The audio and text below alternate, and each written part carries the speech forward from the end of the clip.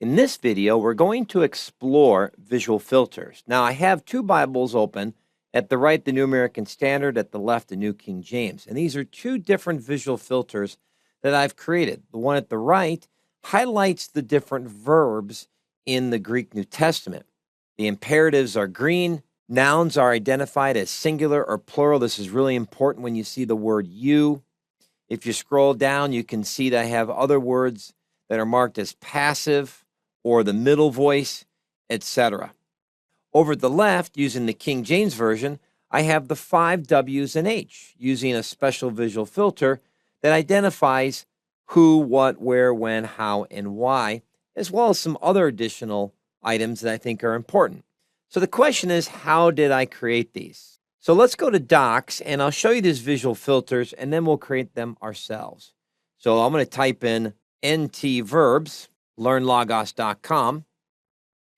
And as you can see here, this is the visual filters I use in the New American Standard. Notice at the top that the visual filters have 3 menus: Basic, Bible, and Morph. This particular visual filter is based on morphology. I have all morph text, Matthew through Revelation, all resources. Now, I can target just one single Bible or any Bible that has morphological information. And that's what I chose to do in this situation. But you can target your visual filters to one specific book or even a collection of books. Then I used Logos Greek morphology. Now there's 2 boxes. The one at the left is your criteria, and the one on the right is the visual filter. Now all I did in the case of morphology is click in the search box, type at, and I had a verb, and the only other item I had was indicative. Notice how Logos figures out the other data we need to type in for the criteria box. Once we have what we want, we can press enter or click the white arrow in the circle at the bottom right. And now we're done. Now this does take a little bit of knowledge and expertise to know morphology, but good news, you can actually download this visual filter for free. So go to Docs, go to Public, type in NT space verbs. Once you see NT verbs, LearnLogos.com, click it, and then choose Add to your docs. A blue line will appear momentarily to let you know it's downloaded. When the bar goes away, then it's in your local computer. To access it, click on Yours. You can leave NT verbs in the list, and then you'll see it, and then you can open it and make any changes if you need to. I'm going to press Escape to close this menu. I'm going to click on Docs to close this menu. So visual filters are very powerful, but let me make an important point here. This is really key. You don't always want the visual filter on because the information can overwhelm you. So to turn a visual filter on or off, it's pretty straightforward. We go to the 3 dots in the shape of a pyramid and click it. Then minimize all the menus until we get to the last menu choice, visual filter, and click the triangle to expand it. Now, you can turn off all visual filters by unchecking the visual filter box. Notice when we do that, the little arrow triangle goes away. This is a new feature that's appeared recently in Logos 9. But if we check the box, then Logos will load all the visual filters, and then we have to scroll down and choose the visual filter we want.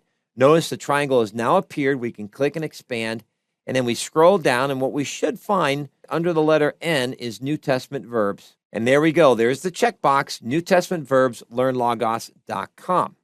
So very important that you know how to enable or disable the visual filter.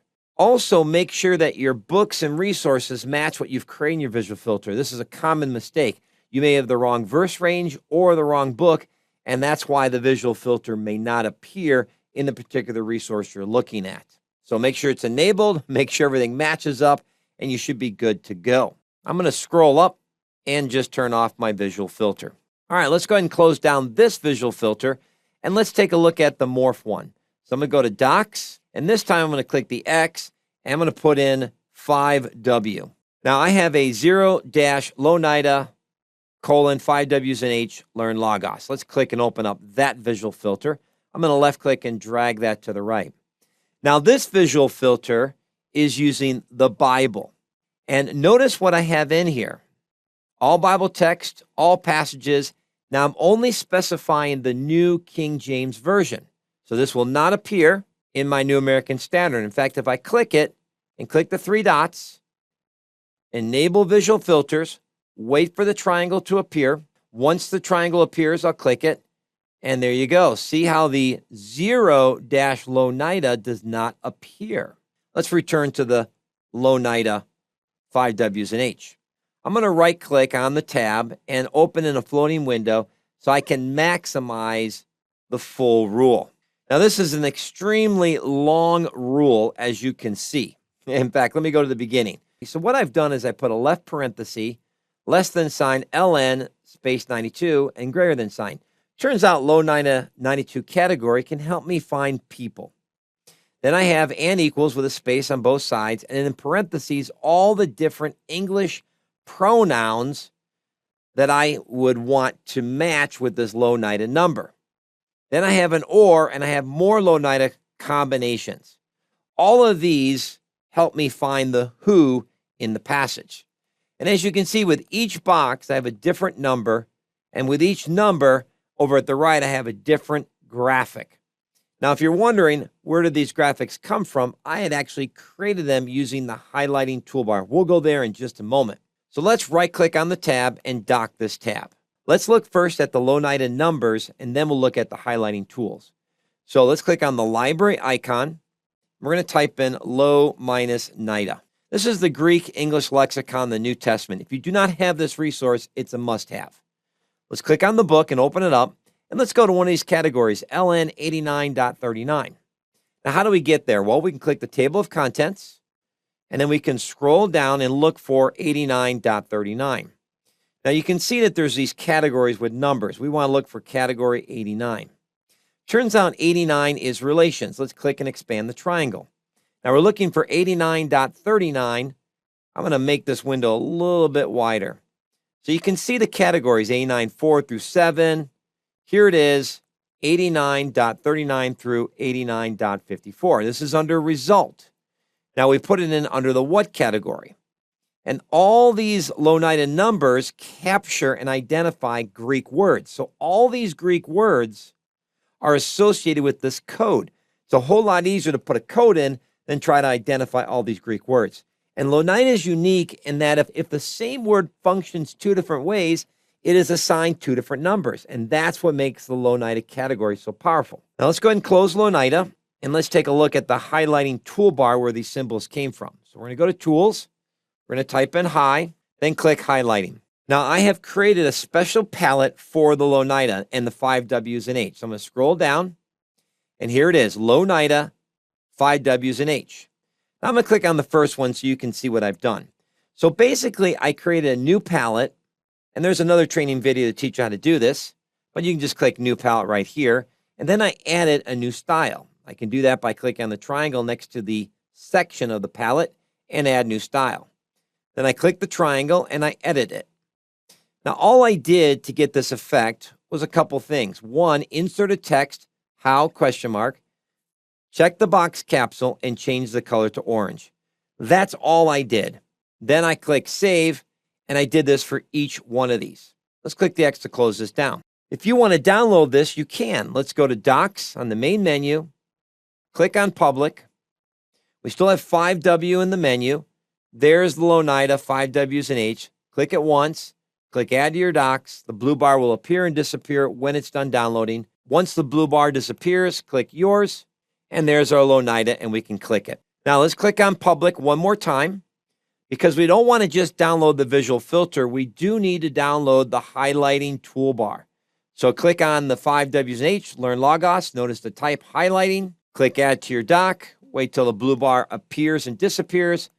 Click Yours, and now you're good to go. You may not see the highlighting toolbar because technically it doesn't show up as a document right here.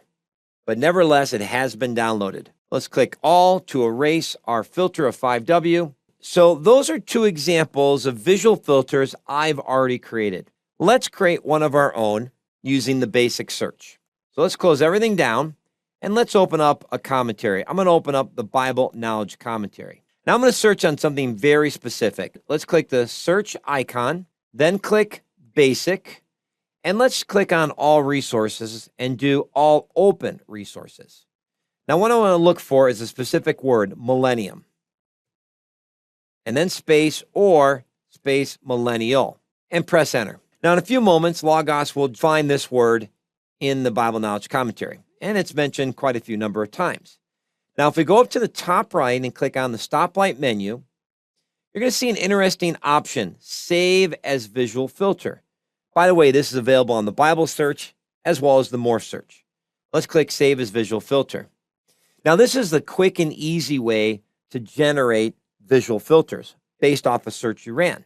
Now, notice it populated the rule at the left, but it did not choose formatting. So let's click on formatting, and now the highlighting toolbar appears, and we can choose how we want to color our markups. Now, in this case, I'm going to choose color box. Now, let's go back to our original search, and let's click on the first search result here under Contents Millennial Temple. All right, so why is the visual filter not appearing? I have noticed in Logos this may be a bug, but it may take a long time for the visual filter to populate since we chose all resources. So a larger library will take a longer time. So let's do this. Let's click all resources and let's just type in Bible space K and target this book and this book alone for the visual filter. There we go. Now let's click on the three dots. And now we can see our untitled visual filter. We can check the box, and now the visual filter has been applied. So you can see that there can be several reasons why a visual filter may not appear. You may have the wrong book selected, you may have disabled it, or it may just take Logos a little extra time to apply the visual filter. You have to be very aware of these settings when trying to create a visual filter. Now, the main reason for using visual filters is to just help you make sure that you are making proper observations. I like to do the verbs in my Bible so I can look at the Greek through the visual filter, even though I'm only reading the English. And that just gives me more information and can guide my reading. It's a very helpful way of studying the Bible without being overwhelmed or slowed down because English is a whole lot easier to read than Greek or Hebrew. The second is to prompt you. You may be reading the resource and want to be notified visually when your particular visual filter occurs. And that's a great example like we have here with millennial or millennium. Now, there's a couple other options to be aware of. You can share this visual filter with others, as I have done with you. So click the share button, and then you can share it publicly or with others in the Faith Life group. Let's click on the stoplight menu, and notice that we can print and export this. Let's go ahead and do that. Notice that this simply prints what the list of visual filters are. This might be helpful or handy to share with someone, but I have never found a need to print out my visual filters. So let's go ahead and click the X to close this window. So in summary, you can manually create visual filters.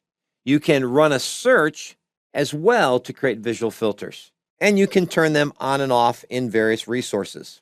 If you want to learn more about the Loneita visual filters, I have 2 training videos that I can recommend. We're now at LearnLogos.com. Just type in LOUW space NITA, press enter. Scroll down, and you're going to see 2 webinars. Loneita datasets from 2018, version 7, and Loneita from Logos 5. Even though we're in Logos 9, these videos are still applicable, though a few menus may have changed. And so if you want to learn more about how to leverage Loneita for your Bible studies, these 2 videos will definitely be helpful. One last item, Loneita is a New Testament tagging system only. You cannot apply the Loneita to the Old Testament. There's one other way that I think is pretty neat when it comes to leveraging visual filters. Let's go to our Bible. I'm going to click on my New King James shortcut, and I'm just going to right-click on any word here in Jude 1. Now, as we demonstrated earlier, any searches that we run, we can turn into a visual filter. We can take this one step further by right-clicking and locating a specific search from our right-click menu. So we can search on morphology, Loneita, as we've demonstrated earlier, but we can also search on people, places, things. We can search on topics and anything else we have in the right-click menu. So, for example, let's say we wanted to highlight Judas. We can click on the person Judas, search Bible. Once that search is generated, now we can click on the stoplight menu. We can choose Save as Visual Filter. Now that search code has been embedded into our visual filter, all that's left for us to do is choose the criteria and then choose the formatting. So anything you can search on can be converted to a visual filter. So in closing, take advantage of the visual filters. It's a wonderful way to work with the original language and help you identify what's going on in the original language while you're reading the English.